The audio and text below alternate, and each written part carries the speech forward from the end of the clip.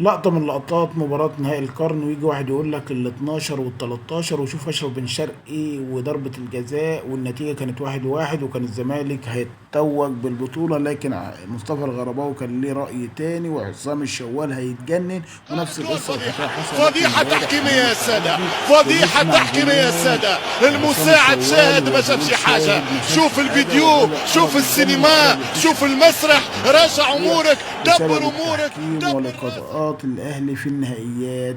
ويجي فضيحة، واحد فضيحة يقول لك تحكيمية انتوا يا ليه في ال سادة، 13 فضيحة ولما في ال تحكيمية يا 13 سادة. يا راجل المساعد الفيصل شاهد ما اللي شافش حاجة. احتسم شوف طلع من الفيديو، الشوط شوف الثاني، السينما، حتى شوف الفرحة كانت المسرح، بتحتسم راجع عند امورك، صديقي دبر الغالي، امورك، دبر لأن راسك. فرحة مصطنعة.